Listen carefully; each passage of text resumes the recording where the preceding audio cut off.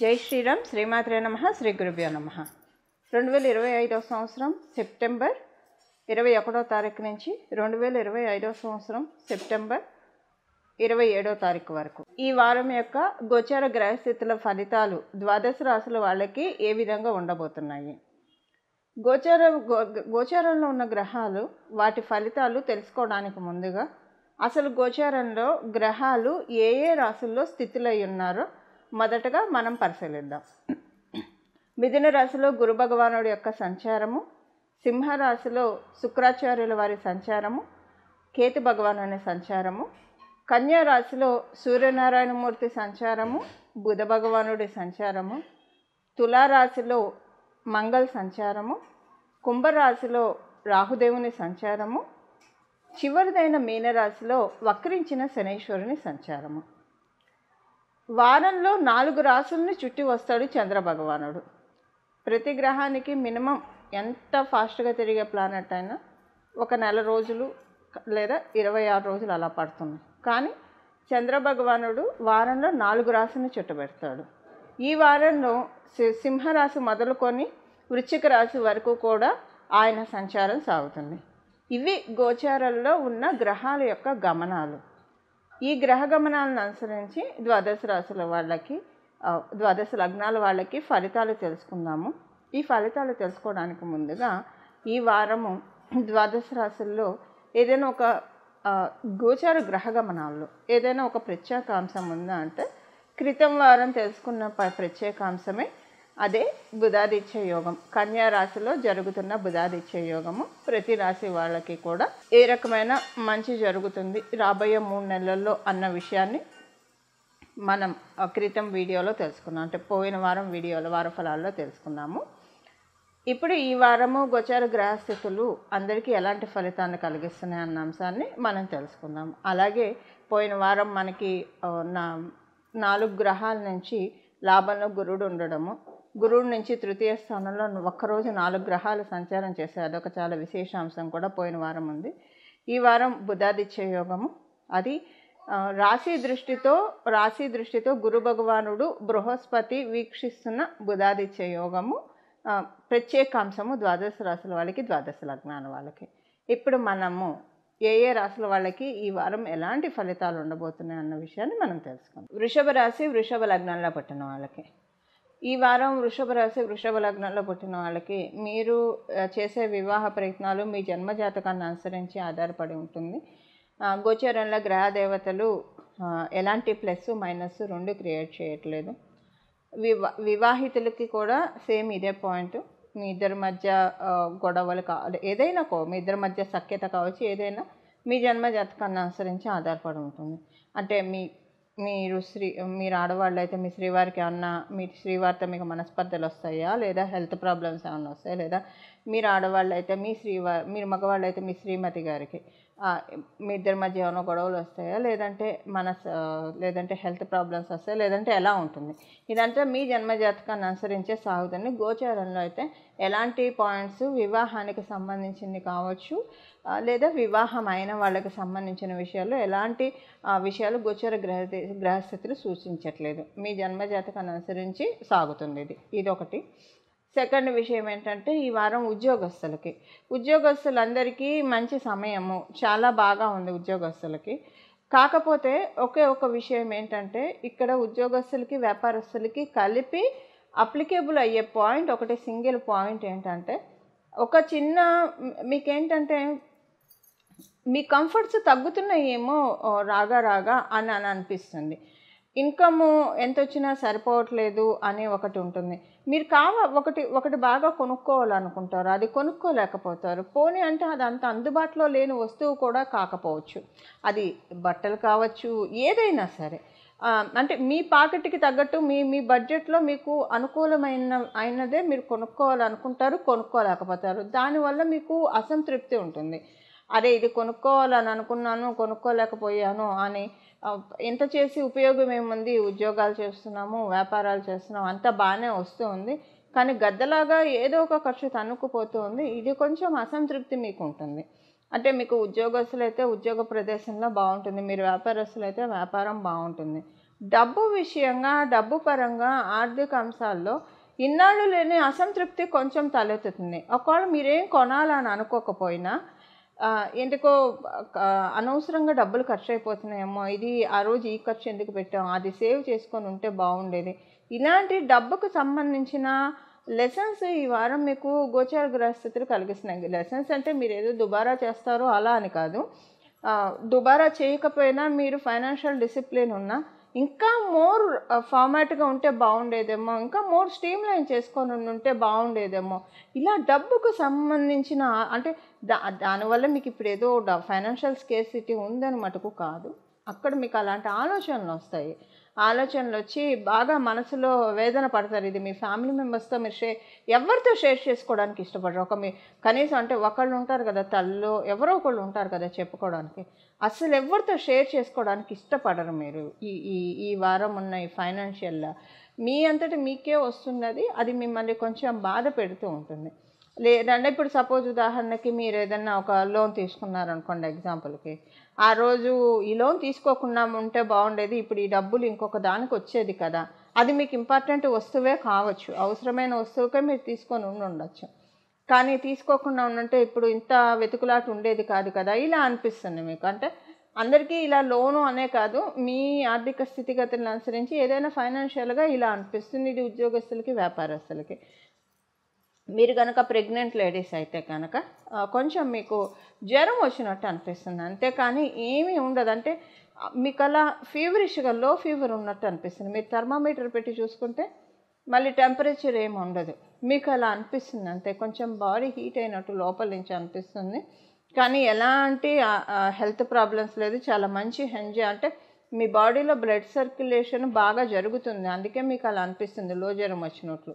So బాడీలో each పార్ట్కి blood పంపిణీ అయితే ఆరోగ్యానికి మంచిదే కదా. ఒక రకంగా మీకు అలా ఫీవరిష్గా అనిపిస్తే మీరు ఏ టాబ్లెట్లు వేసుకోవాలంటే డాక్టర్ని అయితే సంప్రదించండి, వాళ్ళు చెప్తారు. కానీ మీరైతే కలత చెందకండి, ఎందుకంటే బ్లడ్ సర్క్యులేషన్ అవుతూ ఉంది, లో జ్వరం ఉంటుంది, అందుకే మీకు థర్మామీటర్లో రికార్డ్ అవ్వదు, కానీ మీకు జ్వరం వచ్చినట్లు అనిపిస్తుంది. ఇది మీకు బాడీలో ప్రతి పార్టీకి బ్లడ్ సర్క్యులేషన్ అయ్యి హెల్త్ మెరుగుపడుతున్నట్టు మీరు భావించాలి. అలాగే మీరు మీ కండిషన్ అనుసరించి డాక్టర్ ఎప్పుడైనా ఆరోగ్య విషయంలో బాగా వైద్యుని సంప్రదించడం ఉత్తమోత్తమం. కానీ మీకు ఎలాంటి ఆస్ట్రాలజికల్గా ఎలాంటి ఇబ్బంది లేదు. ఒకసారి చూపించుకుంటే శంకల నుంచి పోయించుకుంటే మనసు తృప్తిగా ఉంటుంది కాబట్టి చూపించుకోండి. ఇది ఒక విషయము గర్భిణీ స్త్రీలకి. కానీ చాలా బాగా ఉంటుంది. మీకు ఏంటంటే ఈ వారము మీరు అంతా టైం స్పెండ్ ఏంటంటే చాలా నాలెడ్జ్ గెయిన్ చేసే విషయాల మీదే మీరు దృష్టి పెడతారు గర్భిణీ స్త్రీలు. ఇలా చాలా బాగుంది గర్భిణీ స్త్రీలకి. మీరు ఉద్యోగస్తులైనా, వ్యాపారస్తులైనా, లేదా గర్భిణీ స్త్రీల హౌస్ వైఫ్స్ అయినా ఎవరికైనా చక్కగా ఉంది ఇది. మరియు ఇంకొకటి ఏంటంటే ఈ వారం సీనియర్ సిటిజన్స్ అందరికీ చక్కగా ఉంది, ఎలాంటి ఇబ్బంది లేదు గోచార గ్రహస్థితుల రీత్యా. మీరు కనుక హౌస్ వైఫ్స్ అయితే, గృహిణీలు అయితే, హోమ్ మేకర్స్ అయితే, గృహిణీలకి ఇందాక నేను చెప్పాను, ఉద్యోగస్తులకి, వ్యాపారస్తులకి డబ్బు పరంగా అసంతృప్తి ఉంటుంది.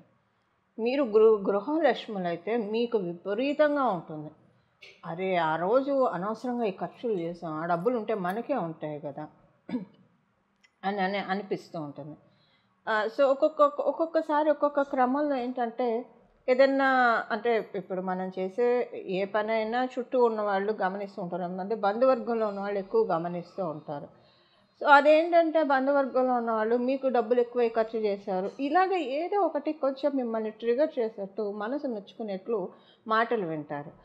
దానివల్ల మీకు ఇంకా ఎక్కువగా బాధ అనిపిస్తుంది. వీళ్ళక మనం ఇంత చేసింది అన్నీ ఒక చిన్న దీంట్లోకి వెళ్ళిపోతారు. ఇది కేవలంగా గృహిణులకు మాత్రమే ఈ పాయింట్ అప్లికేబిలిటీ ఉంటుంది. మిగతా ఎవరికంటే ఇలా ఆలోచించేది ఇలాంటి పరిస్థితులు ఎవరైనా బంధువులు అనే పరిస్థితులు గృహిణులకు మాత్రమే వస్తాయి, అందరికీ రావు. విద్యార్థినులకు ఎలా ఉంటుందంటే ఈ వారము అనుకూలంగానే ఉంది. విద్యార్థినులకి ఎలాంటి ఇబ్బంది లేదు. మీరు నేను గర్భిణీ స్త్రీలకు చెప్పినట్లు మీకు కూడా స్టడీస్ మీద కాన్సన్ట్రేషన్ ఎక్కువగా డెవలప్ అవుతుంది, మీ ఐక్యూ లెవెల్స్ బాగా పెరుగుతాయి. అలాగే అంటే ఏ విషయాన్నైనా పాదరసంలాగా పట్టుకునే ఇది చక్కగా ఉంది.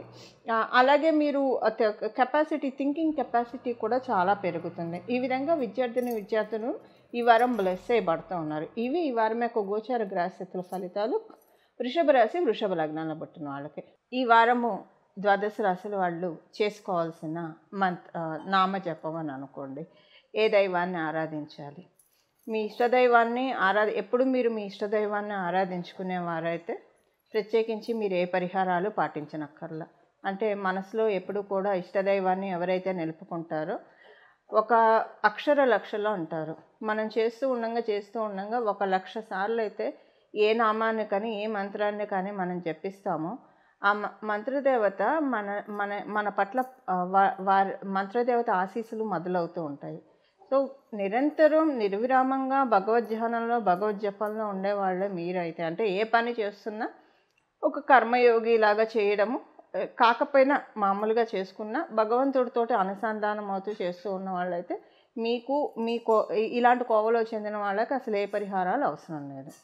అందరికీ ఇలా కుదరకపోవచ్చు, ఎందుకంటే భగవద్ అనుగ్రహం ఉన్నప్పుడే ఇలాగ 24 గంటలు మన పనులు మనం చేస్తూ భగవన్ నామ జపం చేయగలుగుతాము. సో మెటీరియల్లో ఉన్నప్పుడు, లౌకికంలో ఉన్నప్పుడు లౌకిక విషయాలు డెఫినెట్గా కలత పెడుతూ ఉంటాయి, ఇబ్బంది పడుతూ ఉంటాము, భగవంతుని చేరుకోలేక ఈ మాయలో పడి కొట్టుకుంటూ ఉంటాము. మామూలుగా అసలు ఈ వారము చేయాల్సిన మంత్ర జపం మనం ఇప్పుడు ఒక్కసారి చూద్దాము. ఇది ద్వాదశ రాశుల వాళ్ళకి, అలాగే ద్వాదశ లగ్నాల వాళ్ళకి అందరికీ కూడా చాలా చక్కగా ఉపకరిస్తుంది. నామం వచ్చేసేసి శ్రీ గురు గుహాగ్రజాయే నమః. శ్రీ గురు గుహాగ్రజాయే నమః. శ్రీ గురు గుహాగ్రజాయే నమః. ఈ నామము సుబ్రహ్మణ్య స్వామి వారికి సంబంధించిన నామము. మనకి ఈ నామంలోనే సుబ్రహ్మణ్య స్వామి వారిని అలాగే ఆయన అగ్రజుడైన గణపతిని ఇద్దరిని కలిసి ఆరాధించిన ఫలితాన్ని మనం చక్కగా పొందవచ్చు. కాలపురుషుడు కుండలిలో కన్యారాశి చాలా బలోపేతంగా ఉంది. కన్యారాశికి ఆపోజిట్లో శనేశ్వరుడు కూడా కర్మసాక్షిగా కర్మలన్నింటినీ నిష్పక్షపాతంగా ప్రతి ఒక్కళ్ళకి ప్రసాదించే కర్మదేవుడైన శనేశ్వరుడు కూడా ఆయన వీక్షిస్తూ ఉన్నాడు. చాలా మంచి సమయం, చాలా రైట్ టైము. ఎందుకంటే ఈ కాలపురుషుడు కుండలిలో 6th హౌస్ అనేది చాలా ప్రత్యేకత సంతరించుకొని ఉంటుంది. సో ఈ సమయంలో మనం గణపతి అర్చన అలాగే సుబ్రహ్మణ్య స్వామి వారి అర్చన చేయడం వల్ల మీ జన్మజాతకాల్లో ఒకవేళ ఏమన్నా వంశపారంపర్యంగా వచ్చే దోషాలు కావచ్చు, లేదా సర్పదోషాల వల్ల మీరు ఇబ్బంది పడుతూ ఉంటే, అలాంటివి ఏవైనా ఉండి ఇబ్బంది పడుతూ ఉంటే, ఇంకేదైనా కారణాలు దోషాల వల్ల మీరు ఇబ్బంది పడుతూ ఉంటే కనుక ఈ నామము అసలు మీరు నిరంతరం జపించుకున్నా కూడా నామం కాబట్టి మీరు ఎప్పుడు కంటిన్యూగా చేసుకోవచ్చు. జపించుకుంటూ ఉంటే చాలా అద్భుతమైన రిజల్ట్స్ చూస్తారు. ఇప్పుడు శనేశ్వరుడు కూడా ఆయన కర్మకారకుడు కాబట్టి మనం ఏమేమి కర్మలు చేస్తున్నాం అంటే మనము ఉత్తగా మన పనులు మనం చేసుకుంటూ వెళ్తున్నామా, లేదా భగవన్నామ జపం చేయడం కూడా ఒక కర్మే. సత్కర్మలు, దుష్కర్మలు, మధ్యమ కర్మలు, ఇవి మనం ఏం చేస్తున్నాం. మధ్యమ కర్మలు అంటే మనం మామూలుగా మన పనులు మనం చేసుకుని ఒకళ్ళని ఇబ్బంది పెట్టకుండా మన పనులు మనం చేసుకోవడం మధ్యమ కర్మలు. దానివల్ల మనకి పుణ్యము రాదు, పాపము రాదు. సత్కర్మలు చేస్తే మనకు పుణ్యం వస్తుంది, దుష్కర్మలు చేస్తే మనకి పాపం వస్తుంది. సో ఇప్పుడు గోచారంలో శనేశ్వరుడు చక్కగా అందరినీ వీక్షిస్తూ ఉన్నాడు, కన్యారాశిని వీక్షిస్తూ ఉన్నాడు. సో మన కర్మబంధులాన్ని తొలగించడానికి ఆయన సంసిద్ధంగా ఉన్నాడు. ఈ నామం అదే నేను మొదటగా చెప్పినట్లు మీరు ఏదైనా మీకు ఇష్టదైవారాధన మీరు నిరంతరం చేస్తూ ఉన్న వాళ్ళైతే మీకు ఇష్టం ఉంటే ఈ నామం జపించుకోవచ్చు, లేదా మీరు ఏ నామాన్ని అయితే మీరు జపిస్తూ ఉంటారో 24/7 అదే కంటిన్యూ చేయొచ్చు. చక్కగా నిస్సందేహంగా మంచి ఫలితాలు పొందుతారు. ఎవరికైతే ఏ నామం జపించాలో తెలియదు అని అనుకునే వాళ్ళకి, మరియు తెలియదని అనుకున్నా తెలుసు అని అనుకున్నా ఈ నామాన్ని జపించడం వల్ల ఇంకా మంచి ఫలితాన్ని డెఫినెట్గా చూసే తీరుతారు. ఎప్పుడైనా సుబ్రహ్మణ్య స్వామి వారిని పట్టుకుంటే మనకున్న ఈతి బాధలన్నీ కూడా క్రమక్రమంగా తొలగిపోతూ ఉంటాయి. అది కూడా సుబ్రహ్మణ్య స్వామి వారిని ఆయన అగ్రజుడైన వినాయక స్వామితో కూడి ఆరాధిస్తే ఈ ఫలితాలు మనం మాటల్లో చెప్పనలవి కానీ ఫలితాన్ని మనం చూస్తాము. ఈ వారం మొదలుకొని ప్రతి వారం కూడా చక్కగా సుబ్రహ్మణ్య స్వామి వారి నామాల్లో ఒకటైన ఈ నామాన్ని జపించడం వల్ల అందరికీ కూడా మనం శ్రీ గురు గుహాగ్రజాయ నమః అని చెప్పుకోవడం వల్ల మనలో ఉన్న జ్ఞానాన్ని కూడా, అంటే ఒక విజ్డమ్ని, ఐక్యూ లెవెల్స్, మనం లౌకికంగా మాట్లాడాలంటే ఐక్యూ లెవెల్స్ అని అనుకోండి, మనం ఆధ్యాత్మికంగా మాట్లాడాలంటే మనలో ఉన్న జ్ఞానం, విజ్డమ్ చక్కగా పెరుగుతుంది. ఈ విధంగా మనందరం కూడా భగవన్ మార్గంలో, సన్మార్గంలో అడుగులు వేయడానికి సుబ్రహ్మణ్య స్వామి కార్తికేయుడు మనల్ని సర్వదా రక్షించాలని చెప్పి మనందరి తరఫున నేను కూడా మనస్ఫూర్తిగా స్వామివారికి నమస్కారం చేస్తూ మంగళం. నమో భగవతే వాసుదేవాయ.